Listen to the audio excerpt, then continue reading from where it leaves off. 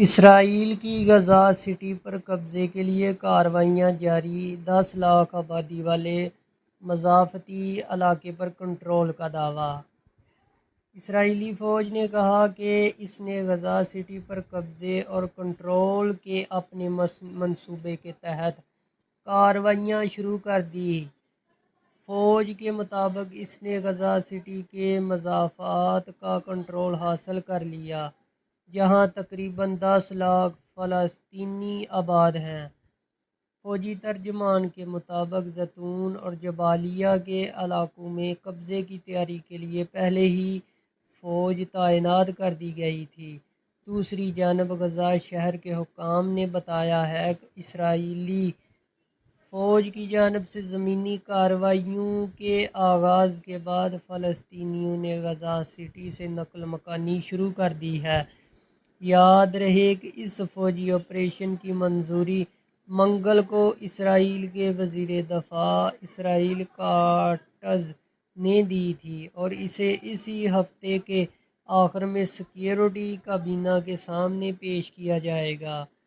خبر رساں ادارے رویٹرز کے مطابق حماس نے الزام لگایا ہے کہ اسرائیل معصوم شہریوں کے خلاف اس بے رحم جنگ کو جاری رکھنا چاہتا ہے، اس لیے وہ جنگ بندی میں رکاوٹیں پیدا کر رہا ہے۔ غزہ کی پٹی کے شمالی حصے میں واقع غزہ سٹی میں لاکھوں فلسطینی آباد۔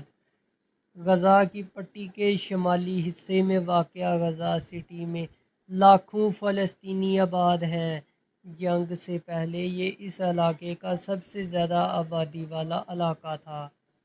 اسرائیلی وزیر اعظم بنجمن نیتن یاہو نے فاکس نیوز کو بتایا کہ اسرائیل غزہ کی پوری پٹی پر قبضہ کر کے اسے عرب طاقتوں کے حوالے کرنے کا منصوبہ رکھتا ہے۔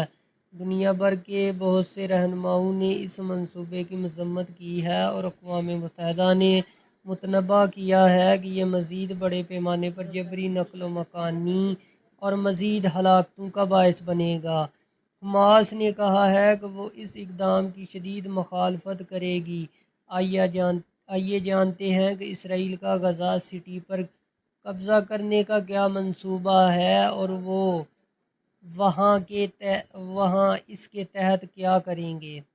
اسرائیل کے منصوبے میں کیا ہے؟ اسرائیلی وزیر اعظم کی طرف سے جاری کردہ ایک بیان میں کہا گیا کہ اسرائیل کی ڈیفنس فورسز غزہ سٹی کا کنٹرول سنبھالنے کی تیاری کر رہی ہے۔ بیان میں جنگ کے خاتمے کے لیے 5 اصول بتائے گئے ہیں۔ حماس کو مکمل طور پر غیر مسلح کرنا، پہلا اصول۔ دوسرا، تمام یرغمالیوں کی واپسی چاہے زندہ ہوں یا مردہ۔ غزہ کی پٹی کو غیر فوجی بنانا۔ اسرائیلی فورسز کا غزہ کا سیکیورٹی کنٹرول سنبھالنا۔ ایک متبادل سول انتظامیہ کا قیام جو حماس اور فلسطینی اتھارٹی کے بغیر ہو۔ IDF نے کہا ہے کہ وہ جنگی زون سے باہر رہنے والے شہریوں کو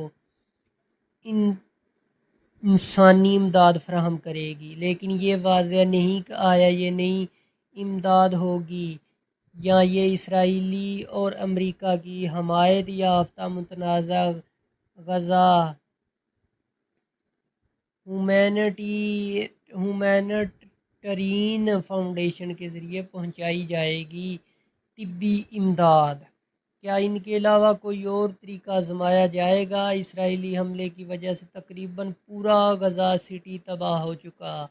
اسرائیلی کابینہ کے اجلاس سے قبل وزیر اعظم نیتن یاہو نے کہا تھا کہ وہ پوری غزہ کی پٹی پر کنٹرول چاہتے ہیں، لیکن نئے پلان میں انہوں نے صرف غزہ سٹی کا ذکر کیا۔ اسرائیلی میڈیا رپورٹس کے مطابق وزیر اعظم اور آرمی چیف آف اسٹاف کے درمیان اس معاملے پر گرما گرم بحث ہوئی۔ آرمی چیف نے پوری غزہ پر کنٹرول کی شدید مخالفت کی۔ اسرائیل کا کہنا ہے کہ اس وقت غزہ کے 75% حصے پر اس کا کنٹرول ہے۔ جبکہ اقوام متحدہ کا اندازہ ہے کہ تقریباً 86% علاقہ یا تو ملٹری زون ہے یا پھر ایسا علاقہ ہے جہاں سے لوگوں کو نکل جانے کا حکم دیا گیا۔ بی بی سی کی مشرق وسطی کے نامہ نگار کے مطابق غزہ سٹی پر قبضہ ممکنہ طور پر پوری غزہ کی پٹی پر مکمل کنٹرول کی جانب پہلا قدم ہو سکتا ہے، جبکہ کچھ تجزیہ کاروں کا خیال ہے کہ تمام غزہ کا کنٹرول سنبھالنے کی دھمکی بھی حماس کے تعطل کا شکار جنگ بندی مذاکرات کے دوران رعایت دینے کے لیے دباؤ کا حربہ ہو سکتا ہے۔ فاکس نیوز سے گفتگو میں نیتن یاہو نے کہا کہ اسرائیل غزہ کو اپنے کنٹرول میں نہیں رکھیں گے۔ نیتن یاہو اسے عرب طاقتوں کے حوالے کر دیں گے۔ ان کا کہنا تھا کہ ہم اس علاقے میں سیکیورٹی چاہتے ہیں، اس پر حکومت نہیں کرنا چاہتے۔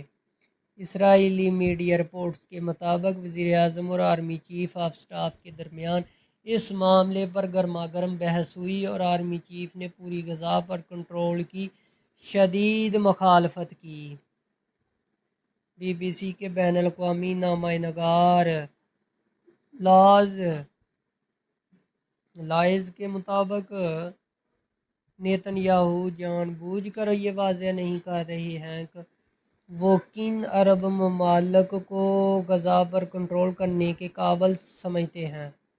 ممکن ہے کہ وہ اردن اور مصر کی طرف اشارہ کر رہے ہیں۔ ان ممالک نے اس میں دلچسپی ظاہر کی تھی، لیکن دونوں ممالک نے واضح کیا ہے کہ وہ کسی بھی اسرائیلی قبضے کے بعد غزہ میں داخل نہیں ہوں گے۔ غزہ کا کنٹرول سنبھالنے کے بعد حکومت چلانے کے ٹائم لائن یا انتظامات کے بارے میں مزید کوئی معلومات نہیں دی گئی۔ دنیا بھر کے لیڈر کیا کر رہے ہیں؟ برطانوی وزیر اعظم کیئر سٹارمر نے اسرائیل کے اس اقدام کو غلط قرار دیتے ہوئے کہا کہ یہ مزید خون ریزی کا باعث بنے گا۔ جرمن چانسلر فریڈرک مرٹز نے کہا کہ ان کی حکومت اب اسرائیل کو ایسے ہتھیار بھیجنے کی اجازت نہیں دے گی جو غزہ میں استعمال ہو سکیں۔ واضح رہے کہ تاریخی طور پر جرمنی اسرائیل کو اسلحہ فراہم کرنے والے بڑے ملکوں میں سے ایک رہا۔ ادھر فلسطینی صدر محمود عباس نے اس اقدام کو مجرمانہ قرار دیا۔ ترکی کی وزارت خارجہ نے کہا کہ اسرائیل کا مقصد فلسطینیوں کو ان کی اپنی زمینوں سے زبردستی بے گھر کرنا ہے۔ اقوام متحدہ کے انسانی حقوق کے سربراہ وولکر ٹرک نے